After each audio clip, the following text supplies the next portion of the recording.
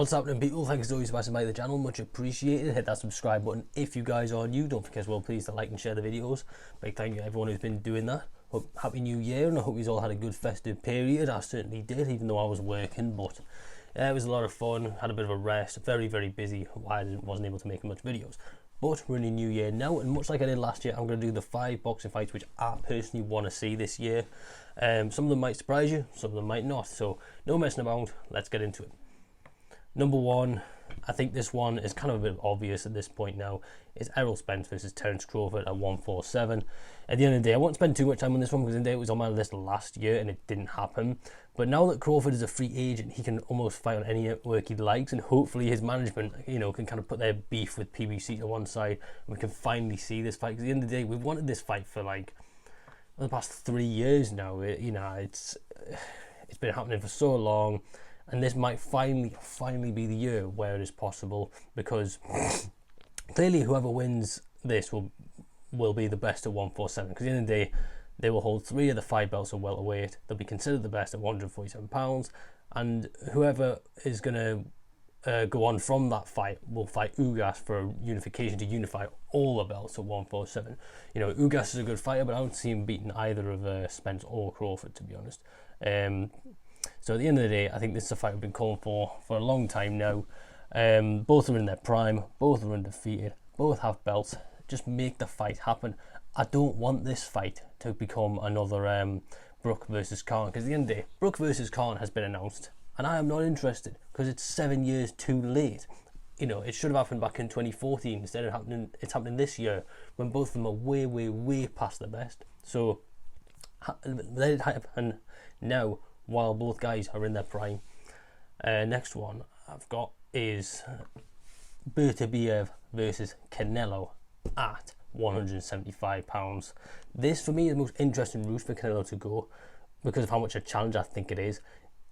Don't get me wrong, what Canelo's done this year has been amazing, and he can afford a gimme fight. I think he should have a gimme fight at light heavyweight and then consider going against Berta Bf for the title. Maybe he's got a mandatory, I think he holds the WBA belt for light heavyweight, but because there has been talk of Canelo going up to bloody cruiserweight and fighting Makabu, which is just ridiculous. Makabu is a good fighter, but I wouldn't consider him world class at cruiserweight. It's not like he's going up against an Usyk, a Briedis or a Glowacki or something like that. I feel like a real challenge. I feel like it's kind of cherry picking Makabu a bit, like when he faced Kovalev at light heavyweight, who was literally 10% of the fighter we know he can be.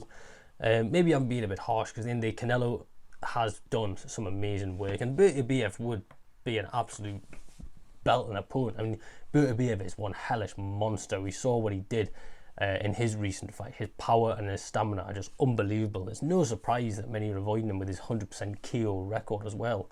But he's not indestructible, because indeed we saw Callum Johnson put him down in their fight, and I think Jeff Page put him down as well. So he's definitely, he has definitely improved in those fights, but that proves that he can be stung and it can have an effect. But I think Canelo versus Berta Bf, perfect step up, amazing fight. There'd be no shame if Canelo lost that, but if he goes on and wins it, it would just further cement him as an all-time great, because he really is looking like that right now.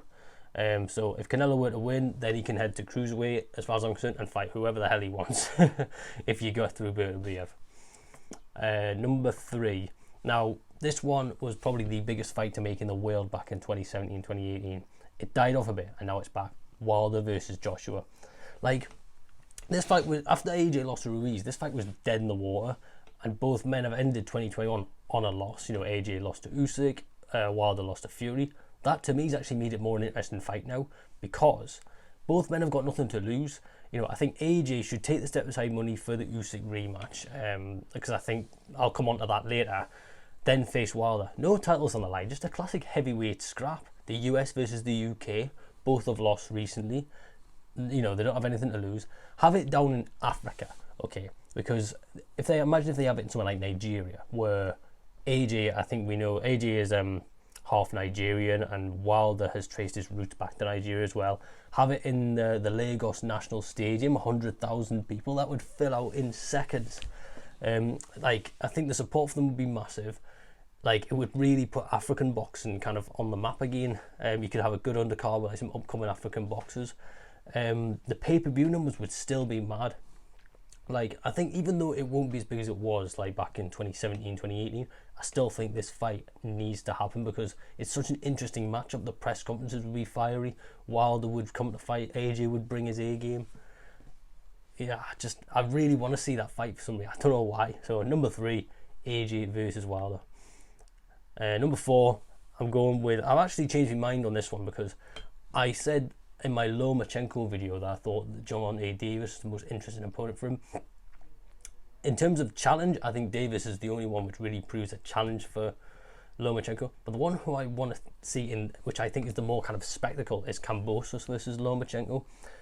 Like, because Kambosos has said he wants a homecoming fight in Australia after his incredible win against Lopez.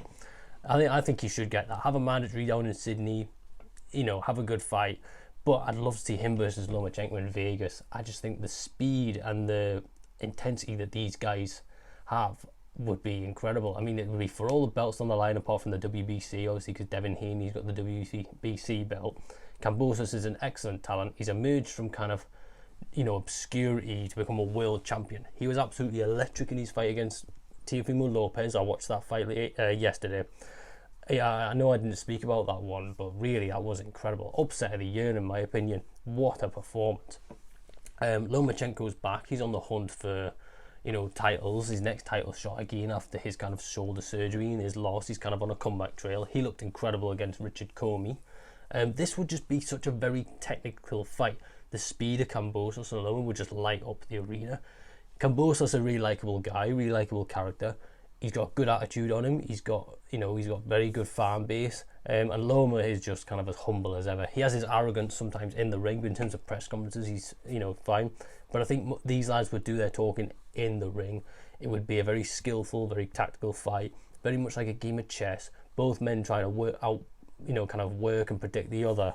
And it would just be who can make the adjustments to determine who's going to win. The winner of that fight could then go on and fight Gervonta Davis, have a rematch with Lopez, or have a unification with Devin Haney. So that, for me, is the fight to make. Just what I want to see most is Loma versus Kambosos.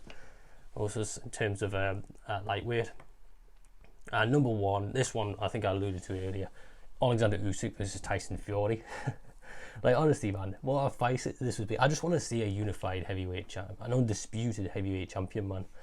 I know that it wouldn't be like as big as Fury versus AJ, because for me, having them both as champions, having them both British for a unification fight over here down at Wembley Stadium in London was just off the charts. That was another level. But the reason I still want to see this fight is because so many people have wrote off Usyk for the AJ fight, saying he was going to get knocked out within 1, 2, 3 rounds. But I had it about like 60-40. I favoured AJ to win because of his size and his power, but Usyk picked him apart. And because Usyk is so intriguing, so tactical, I'm just so interested into what he would do against Fury. I thought AJ would be too big and too strong, but if you watch the fight, it was Usyk who was the aggressor, and it was AJ who was hesitant to engage. Usyk just picked him apart. I also think that the build-up and the press conferences for this fight would just be awesome. I mean, Usyk is, he's a character, and he's got a good personality, he's funny, he's charming, and Tyson Fury is just Tyson Fury, really. He's just the most exciting heavyweight boxer on the planet right now, and he's also the best heavyweight in the world. So I think it would be a great fight between two very technically gifted boxers. I would favour Fury to win because of his size, and I think he would use his size and his weight to his advantage, unlike AJ. I do want to mention that I would be happy to see Fury versus White, because I think that is a very good fight. To see that either before or after this fight, I'd prefer to see this fight more than Fury White, because Usyk versus Fury is for all the marbles. Then give Dillian White his chance to fight Tyson Fury.